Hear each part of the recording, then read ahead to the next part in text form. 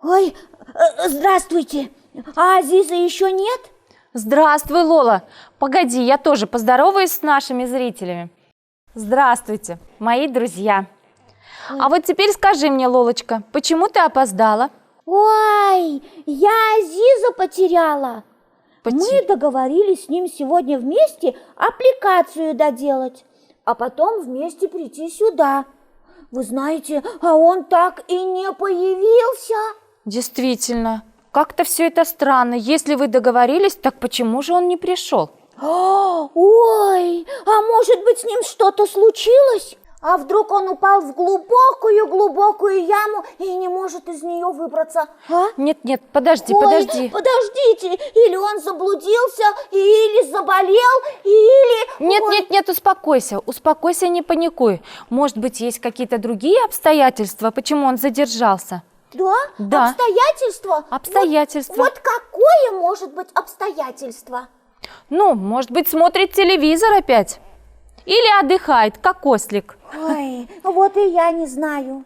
А когда не знаешь, то это особенно страшно, тетя Мунира. Не бойся, я пойду его поищу, а ты оставайся здесь, хорошо? Хорошо. Я пойду. А чего искать меня? Я вот здесь. Всем привет! Ой. Здравствуйте. Здравствуйте. Азиз! Ну, наконец-то ты пришел. Ну вот, где же ты был? Где, Азиз? Да у меня дела были. Дела? Странно. Какие такие дела, что ты забыл о том, что тебя здесь ждет Лола? Ой, да, и мы, между прочим, тут волнуемся. А ты... Да зачем волноваться? Я картинки в книжке смотрел. Знаете, какие интересные. Да.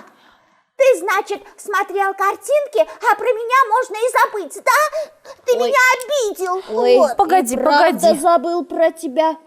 Это как-то само собой получилось. Я утром помнил, в обед помнил, а вечером уже собирался идти, но нечаянно открыл книгу, а там картинки. Стал смотреть, и все, больше ничего не помню. Вот это да! Да, опомнился, когда закрыл книжку. Да? А как это? Ну вот так. Понял, что опаздываю, надо бежать. Да? Да. Чуть не опоздал на передачу. Ну, хорошо, что ты вспомнил и прибежал к нам на передачу. Правда, Лолочка? Да, хорошо. А вот про это сейчас, про то, что ты опоздал, и что бывает, когда забываешь о друзьях, и об обещании, я сейчас прочту вам рассказ. Договорились? Договорились. Слушаем? Слушай. Рассказ Валентины Асеевой «До первого дождя». Таня и Маша были очень дружны и всегда ходили в детский сад вместе. То Маша заходила за Таней, то Таня за Машей. Один раз, когда девочки шли по улице, начался сильный дождь. Маша была в плаще, а Таня в одном платье. Девочки побежали. «Сними свой плащ, мы накроемся вместе!» – крикнула на бегу Таня. «Я не могу, я промокну!» Нагнув вниз голову с капюшоном, ответила ей Маша. В детском саду воспитательница сказала: «Как странно, у Маши платье сухое, а у тебя, Таня, совершенно мокрое. Как же это случилось? Ведь вы же шли вместе!» «У Маши был плащ, а я шла в одном платье», – сказала Таня. «Так вы могли бы укрыться одним плащом», – сказала воспитательница и, взглянув на Машу, покачала головой. «Видно, ваша дружба до первого дождя». Обе девочки грустно покраснели, Маша за себя, а Таня за Машу. Ну что вы призадумались, ребята? Как вам рассказ?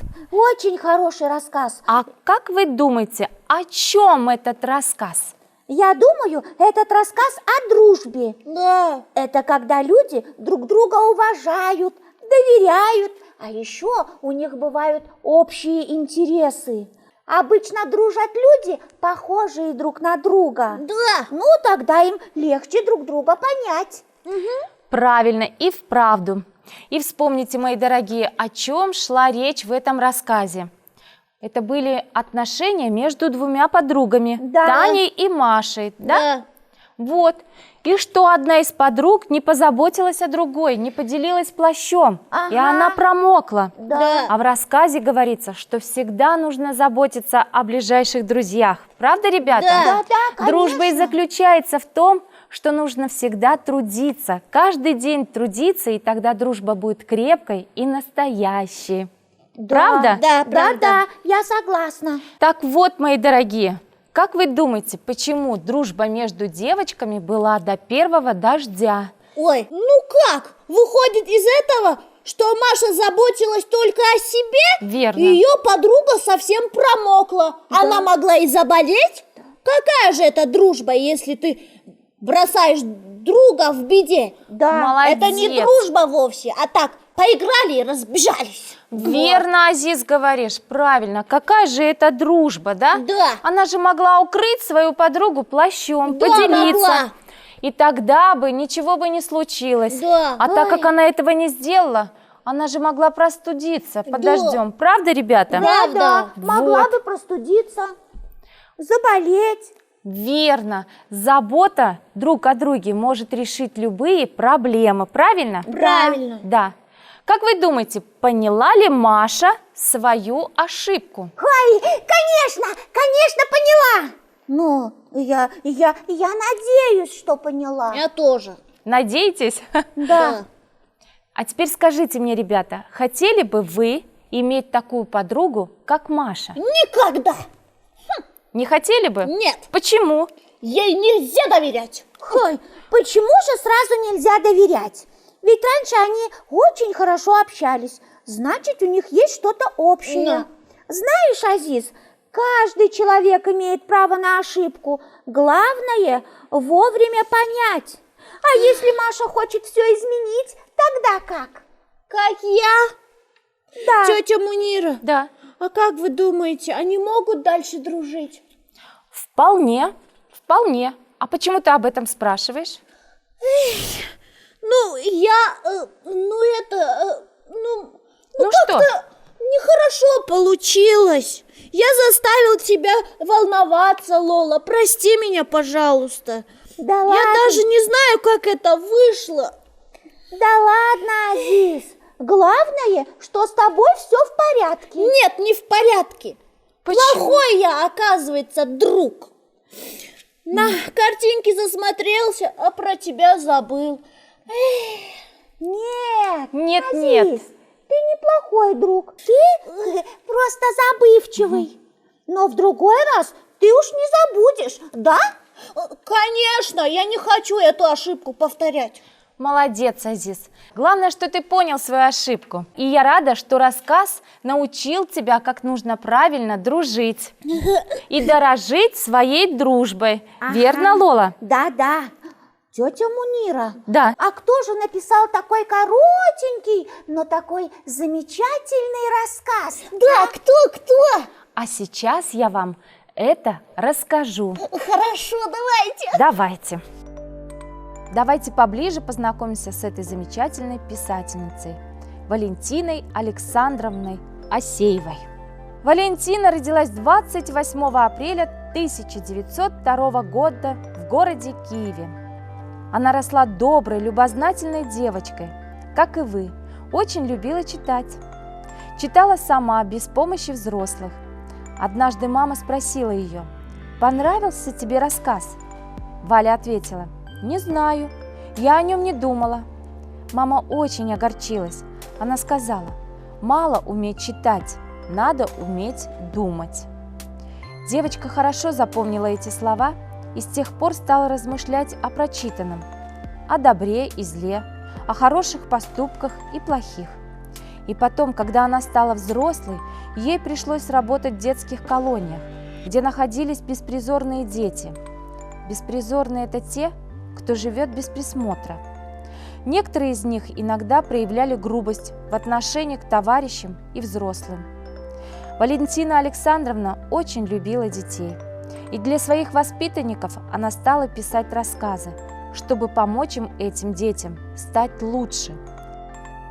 Я надеюсь, что чтение этих книг вам поможет, ребята. Ага. А вы читали какие-нибудь рассказы еще?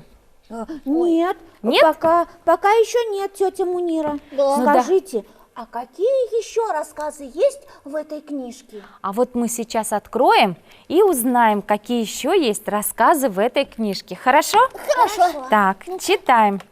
Добрая хозяюшка, Ага. хорошее, Ух ты! синие листья. Ой, Кто хозяин? ой, интересно, а кто хозяин? Танины достижения. Ой, а можно это я прочту? Обязательно. И волшебное слово. Да. Волшебное слово вам знакомо, ребята? Ой, не помню. Я что-то... Тетя Мунира, Да. а можно мы возьмем домой эту книжку читать? Она такими большими буквами написана. Ага. И по слогам так справимся, да? Да, так что мы справимся. Да. Конечно, справитесь. И, конечно, можно взять книгу домой и перечитать. Азиз. Да. Смотри, какие тут картинки Да, замечательные. гляди. Ой, какие красивые. Да. Азиз. Да. А давай возьмем твою сестренку. Пусть тоже вместе с нами посмотрит картинки и почитают книжку. Давайте. Ну вот и договорились, правда? Да. Хорошо, ребята. А теперь, я думаю, пришло время прощаться до завтра. Да. Ой, да. До следующей встречи, ребята. До свидания. До свидания.